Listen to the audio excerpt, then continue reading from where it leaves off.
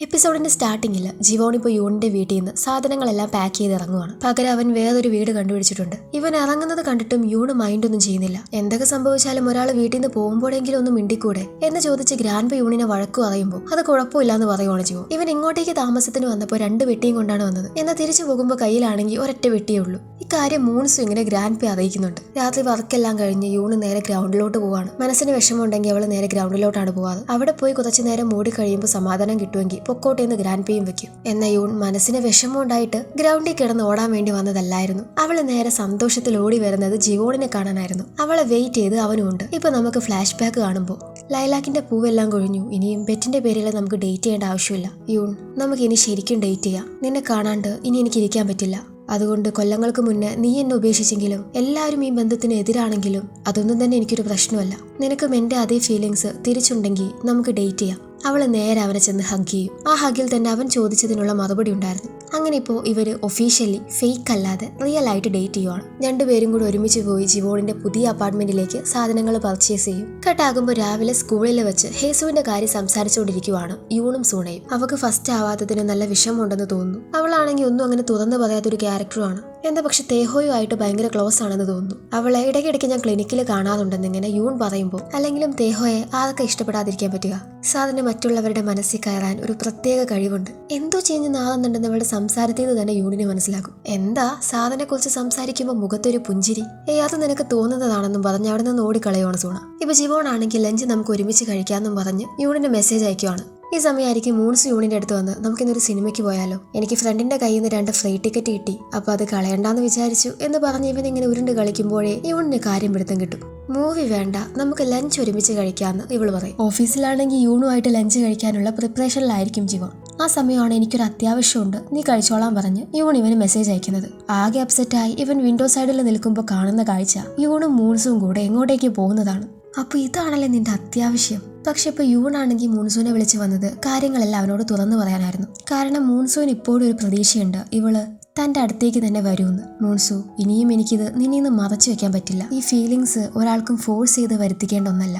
എനിക്കിഷ്ടമാണ് ജിവോണിനെ എന്നാണ് പറഞ്ഞു തുടങ്ങിയത്. എന്ന ജിവോണിന്റെ പേര് പറയുമ്പോഴേക്കും ഇത് കേട്ട് അങ്ങോട്ടേക്ക് വരുന്ന സാറ് ഇവള് മൂൺസുവിനെ പ്രപ്പോസ് ചെയ്തതാണെന്നും വിചാരിച്ച് തെറ്റിദ്ധരിക്കും. സാർ ഉദ്ദേശിക്കുന്ന പോലെയല്ല, സാർ തെറ്റിദ്ധരിച്ചിരിക്കുകയാണെന്നും പറഞ്ഞ് ഇവര് സാറിന്റെ പിറകെ നടക്കുമ്പോൾ നിങ്ങൾ പേടിക്കേണ്ട, നിങ്ങളുടെ സീക്രട്ട് റിലേഷൻഷിപ്പ് ഞാൻ ആരോടും പറയില്ല, നിങ്ങൾക്ക് എന്നെ പൂർണ്ണമായിട്ട് വിശ്വസിക്കാമെന്നും പറഞ്ഞു പോവാണ്. എന്നിപ്പോ പുള്ളിക്കാരനാണെങ്കിൽ ഒരുമാതിരി ഇത് ആരോടും പറയാഞ്ഞിട്ട് ഒരു സ്വസ്ഥതയില്ല. ഈ സാർ ഇപ്പോൾ ആരോടും പറയരുതെന്നും പറഞ്ഞ് യൂണും മൂൺസുവും ഡേറ്റിംഗ് ആണെന്നുള്ള കാര്യം ജെ സാറിനോട് പറയും. സാർ അത് അവിടെയുള്ള വേറൊരു ടീച്ചറോട് പറയും. അത് പ്രിൻസിപ്പൾ കേൾക്കും. അങ്ങനെ ചുരുക്കം പറഞ്ഞ സ്കൂള് മൊത്തം ഈ ഒരു വിവരം പാട്ടാവുകയാണ്. അങ്ങനെ ഇപ്പൊ ടീച്ചേഴ്സ് തമ്മിൽ സംസാരിക്കുന്നത് കറങ്ങി തിരിഞ്ഞ് ജിവോണിന്റെ കാതിലും എത്തും. എനിക്ക് തോന്നുന്നു യൂണും മൂൺസുവും മുന്നേ ഡേറ്റിംഗിലായിരുന്നെന്ന്. വെറുതെ അല്ല ചെയർമാനുമായിട്ടുള്ള ഡേറ്റിംഗിന്റെ കാര്യത്തിൽ യൂൺ ഇത്രയ്ക്ക് ദേഷ്യം കാണിച്ച്. അല്ലെങ്കിലും ചെയർമാൻ കുറച്ച് ഓവറായിരുന്നു. ജിവോണിനാണെങ്കിൽ ഇതെല്ലാം കൂടെ കേട്ടിട്ട് അങ്ങ് സഹിക്കുന്നില്ല. ആ സമയമാണ് യൂണിന്റെ പോലെ തന്നെ ഒരു മാച്ചിങ് ഡ്രസ്സ് വിട്ട് മൂൺസ് സ്കൂളിലേക്ക് വരുന്നത്. എന്നിത് കാണുന്ന സ്റ്റുഡൻസ് എല്ലാവരും കൂടെ ഇവരൊരുമിച്ച് കപ്പിൾ ഡ്രസ് ഇട്ട് വന്നേക്കുവാണെന്നും പറഞ്ഞ്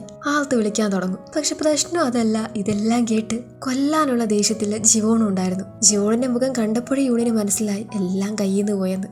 അവരെല്ലാം കൂടി തെറ്റിദ്ധരിച്ചിരിക്കുക. ഞാനും അവന് ഈ ഡ്രസ്സ് പ്ലാൻ ചെയ്ത് ഇട്ടതേ അല്ല എന്നൊക്കെ പറഞ്ഞ് യൂൺ ഇങ്ങനെ ഇവനെ പറഞ്ഞ് മനസ്സിലാക്കാൻ ശ്രമിക്കുമ്പോൾ ജിവോൺ ഇപ്പോഴും ഭയങ്കര ദേഷ്യത്തിൽ തന്നെയാണ്. അല്ലെങ്കിലേ മൂൺസുമായിട്ട് ഇവള് മിണ്ടുന്നത് പോലും ഇവന് ഇഷ്ടമല്ല. അപ്പൊ നീ എന്നെ വിശ്വസിക്കുന്നില്ലല്ലേ, വേറൊരു ഡ്രസ്സിന്റെ പേരിൽ നീ എന്നെ അവിശ്വസിക്കുവാണോ എന്നൊക്കെ ചോദിച്ച് യൂൺ മിണ്ടാണ്ടിരിക്കുമ്പോൾ വേറെ നിവൃത്തിയില്ലാതെ ജിവോൺ അങ്ങോട്ടേക്ക് മിണ്ടിച്ചെല്ലും. കട്ടാകുമ്പോൾ ഒരു ഷോപ്പിൽ എന്തോ ഒരു സാധനം വാങ്ങിക്കൊണ്ടിരിക്കുവായിരിക്കും സോണ. ഈ സമയം ഈ സെയിം ഷോപ്പിലേക്ക് തേഹു വരുന്നുണ്ട്. ആ ഷോപ്പിൽ ആളോട് തേഹു ഇപ്പോൾ ഉറക്കമൊന്നുമില്ലാണ്ട് സ്ട്രെസ് ഒക്കെ അനുഭവിക്കുന്ന ഒരാൾക്ക് പറ്റി എന്തെങ്കിലും ഒരു ഗിഫ്റ്റ് വേണം എന്ന് പ്രത്യേകം ചോദിച്ച് വാങ്ങുന്നത് കാണാം. ഇപ്പോഴാണ് സോണ ഇവനെ ശ്രദ്ധിക്കുന്നത്. പെങ്ങളുടെ മോൾക്ക് വേണ്ടിയാണോ ഗിഫ്റ്റ് എന്ന് ചോദിക്കുമ്പോൾ അവൻ അതേന്ന് പറയും. നമ്മളിപ്പോൾ ഇടയ്ക്കിടയ്ക്ക് പല സ്ഥലത്തും വെച്ച് കാണുന്നുണ്ടല്ലോ. പണ്ടായിരുന്നെങ്കിൽ മിസ് എന്നെ കാണുമ്പോൾ ഓരോ പൊട്ട കോമഡി എല്ലാം പറയുമായിരുന്നു. ഇപ്പോൾ ആണെങ്കിൽ അതൊന്നും കേൾക്കുന്നുമില്ല.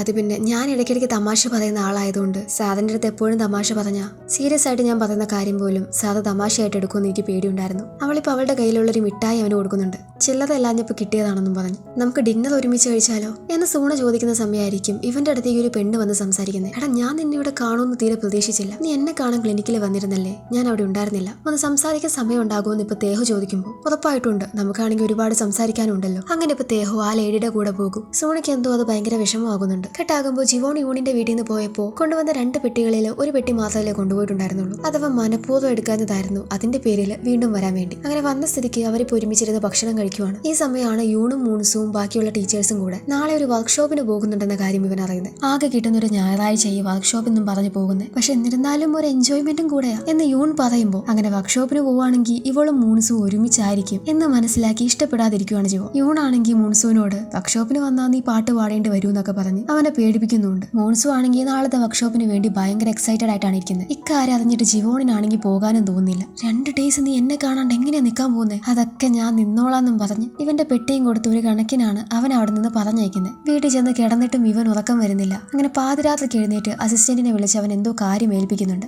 രാവിലെ ടീച്ചേഴ്സ് എല്ലാവരും കൂടെ വർക്ക്ഷോപ്പിന് പോകാനുള്ള ബസ് കാത്തിരിക്കുവാണ്. കഴിഞ്ഞ പ്രാവശ്യത്തെ ബസ് ഒന്നിനും കൊള്ളില്ലായിരുന്നു എന്നൊക്കെ പറഞ്ഞ് ഇവരിങ്ങനെ നിൽക്കുമ്പോൾ അങ്ങോട്ടേക്ക് ഒരു കൂട്ടം കാത് വരുന്നുണ്ട്. ഇതെന്തിങ്ങനെ വല്ല VIP വരുന്നുണ്ടോന്നും വിചാരിച്ച് ഇവരെല്ലാവരും അതിശയത്തിൽ നോക്കുമ്പോൾ ഫ്രണ്ടിലെ കാതിൽ നിറങ്ങി ജിവോൺ വരികയാണ്. ബാക്കിയുള്ള എല്ലാ കാതുകളും ഇവർക്ക് പോകാൻ വേണ്ടി ഇവൻ ബുക്ക് ചെയ്തതായിരുന്നു. പോകാനുള്ള ലൊക്കേഷനും ചേഞ്ച് ചെയ്തിട്ടുണ്ട്. ഇവന്റെ അച്ഛന്റെ ഒരു റിസോർട്ടാണ് ഇവർക്ക് വേണ്ടി ഇവൻ ബുക്ക് ചെയ്തിട്ടുള്ളത്. ഇത് അറിയുന്നതും ഇവർക്ക് എല്ലാവർക്കും ഭയങ്കര സന്തോഷമാവും. എല്ലാവരും കൂടെ ഒന്നും നോക്കാതെ ചാടി കാതി കയറും. എങ്ങനെയെങ്കിലും യൂണിനെ വിളിച്ച് തന്റെ കൂടെ കാതി കയറ്റാൻ വേണ്ടിയിട്ടായിരുന്നു ജിവോണിന്. എന്നാൽ സാറാണെങ്കിൽ അതിന്റെ ഇടയിൽ കയറി മൂൺസുവിനെ യൂണിനെയും കൂടെ ഒരു കാതില് പറഞ്ഞയച്ച് ജിവോണിന്റെ കാതില് സാറ് ചെന്ന് കയറും. ഇത്രയും കഷ്ടപ്പെട്ട് എല്ലാം ഒരുക്കിയിട്ട് ഇതിപ്പോ മൂൺസുവിനും യൂണിനും ഒരുമിച്ച് പോകാനുള്ള അവസരം താനായിട്ട് ഒരുക്കിയത് പോലെയായി ജിവോണിന്. കെട്ടാകുമ്പോൾ ഇവിടെ ഷോപ്പിങ്ങിന് വന്നിരിക്കുവാണ് ഗ്രാൻപിയും ക്യുങ്ഹോണും. സാധനങ്ങൾ എടുക്കുന്നതിനിടയിൽ പണ്ട് നീയും ഞാനും എന്റെ മകനും കൂടെ ട്രിപ്പിന് പോയപ്പോൾ ഫിഷിംഗ് ചെയ്തത് ഓർമ്മയുണ്ടോ എന്നൊക്കെ ചോദിച്ച് പണ്ടത്തെ ഓർമ്മകൾ ഇങ്ങനെ അയവിറക്കുന്നുണ്ട്. ഈ സമയമാണ് ഗ്രാൻപ കുറച്ച് ദിവസം മുന്നേ പോയ ബ്രോഡ്കാസ്റ്റിംഗ് സ്റ്റേഷനിൽ നിന്ന് വിളിച്ച് ഗ്രാൻപ പറഞ്ഞതൊന്നും അവർ പുറത്ത് വിടില്ല എന്ന കാര്യം പറയുന്നത്.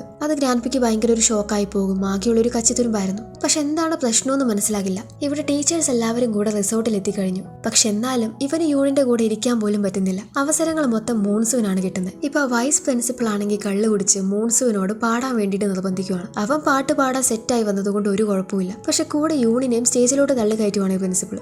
തനിക്ക് പാടാൻ അറിയില്ലെന്ന് ഇവള് പറഞ്ഞിട്ടും അവർ കേൾക്കുന്നില്ല. ജിവോണിനാണെങ്കിൽ ഒന്നും ചെയ്യാനും പറ്റുന്നില്ല. മൂൺസു ആണെങ്കിൽ ഇപ്പോൾ നല്ല രീതിയിൽ എൻജോയ് ചെയ്ത് തന്നെ ഒരു ലവ് സോങ് കാച്ചിയിടുന്നുണ്ട്. അതിങ്ങനെ യൂണിനെ നോക്കി ആസ്വദിച്ച് പാടിക്കൊണ്ടിരിക്കുന്ന സമയമായിരിക്കും യൂണിന്റെ കയ്യിൽ നിന്ന് മൈക്കും പിടിച്ചു വാങ്ങി ജിവോൺ സ്റ്റേജിലേക്ക് ചാടിക്കയറുന്നത്. പാവം മൂൺസുവിന്റെ പ്ലാൻ എല്ലാം ചീറ്റിപ്പോയി. അങ്ങനെ ആ പാട്ട് അവരെ 2 പേരും കൂടെ ഒരുമിച്ചിരുന്ന് പാടും. ഇപ്പൊ നമുക്ക് വേറൊരു കാര്യം കാണിക്കുന്നുണ്ട്. ബ്രോഡ്കാസ്റ്റിംഗ് സ്റ്റേഷനിൽ വിളിച്ച തിരുമറിയെല്ലാം നടത്തിയതും കൂടെ നിന്ന് ഗ്രാൻഡ്പയുടെ കാല് വാരിയതും ക്യുങ്ഹോൺ ആണ്. അതെല്ലാം ഗ്യോങ്തേക്ക് വേണ്ടിയാണ് അവൻ ചെയ്തത്.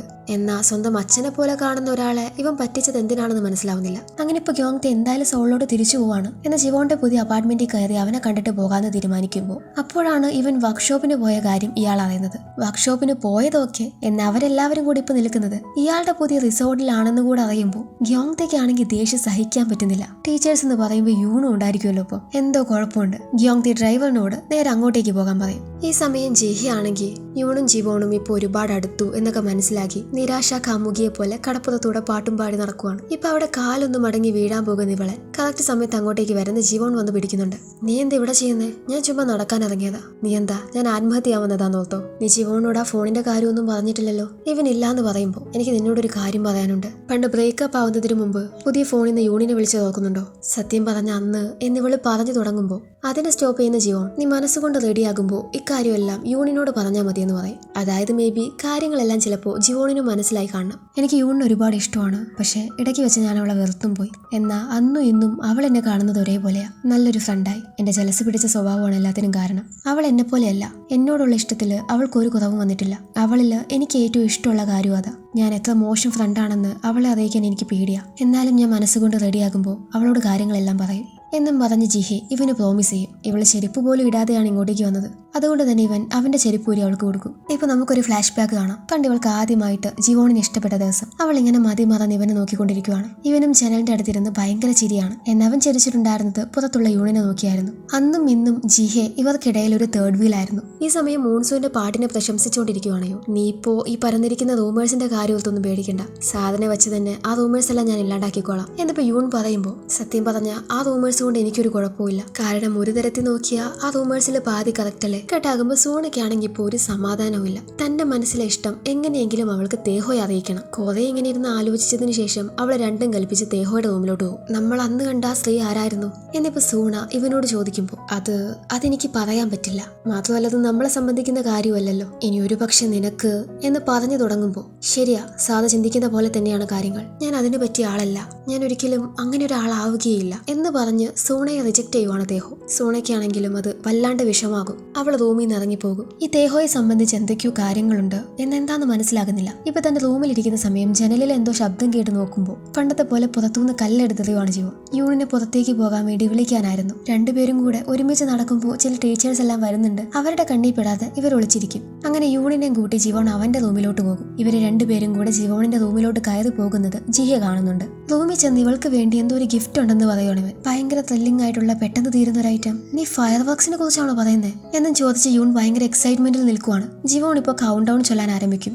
1, 2, 3 എന്നാ പക്ഷെ ഫയർ വർക്സ് ഒന്നും കാണുന്നില്ല. എവിടെ ഒന്നും സംഭവിച്ചില്ലല്ലോ എന്ന് ചോദിച്ചു നിൽക്കുന്ന യൂണിനെ ജിവോൺ ഇപ്പൊ കിസ് ചെയ്യും. അപ്പോഴേക്ക് ഇവിടെ ഗ്യോങ്തെ റിസോർട്ടിൽ എത്തിക്കഴിഞ്ഞിട്ടുണ്ടായിരുന്നു. ജിവോണിന്റെ ഫോണിൽ കുറെ വിളിക്കുന്നുണ്ട് എന്ന് എടുക്കുന്നില്ല.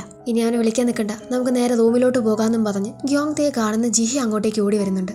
ജിഹയെ ഗ്യോങ്തെ പരിചയപ്പെട്ടത് കൊണ്ട് തന്നെ കാണുമ്പോഴേ മനസ്സിലാകും ജിവോണിനെ കാണാനായിരിക്കുമല്ലോ വന്നത്, ഞാൻ റൂം കാണിച്ചു തരാമെന്നും പറഞ്ഞ് ജിഹ ഗ്യോങ്തയെ വിളിച്ചു കൊണ്ടുപോകുവാണ്. റൂമിലാണെങ്കിൽ ജിഹയും യൂണും ഒരുമിച്ചല്ലേ. ജിഹയെ ഗ്യോങ്തയെ കൊണ്ടുവന്ന് റൂം കാണിച്ചു കൊടുക്കും. ഡോർബെൽ അടിച്ചു നോക്കിയിട്ട് അനക്കമൊന്നുമില്ല. ഈ ശബ്ദം കേട്ട് യൂണും ജീവോണും ഞെട്ടുന്നുണ്ട്. ഒരു റെസ്പോൺസും ഇല്ലാത്തത് കൊണ്ട് തന്നെ തന്റെ അസിസ്റ്റന്റിനെ വിട്ട് ആ റൂമിന്റെ സ്പെയർക്ക് കൊണ്ടുവരികയാണ് ഗ്യോങ്തെ. വാതില് തുറക്കുന്നതും ഷോക്കായി നിൽക്കുന്ന ഇവരെയും കാണാം. ഈ ഒരു സീനോടെ ഇന്നത്തെ എപ്പിസോഡ് തീരുന്നു. അപ്പൊ ജിഹയുടെ സ്വഭാവത്തിന് മാറ്റമൊന്നും സംഭവിച്ചിട്ടില്ലായിരുന്നു. ഇവര് രണ്ടുപേരും ഒരുമിച്ച് ഗ്യോങ്തെ ബുക്ക് ചെയ്യുക എന്തൊക്കെയായിരിക്കും സംഭവിക്കുന്നത്? ഇനി നമ്മുടെ ഡ്രാമയ്ക്ക് വേറെ 4 എപ്പിസോഡ് മാത്രം.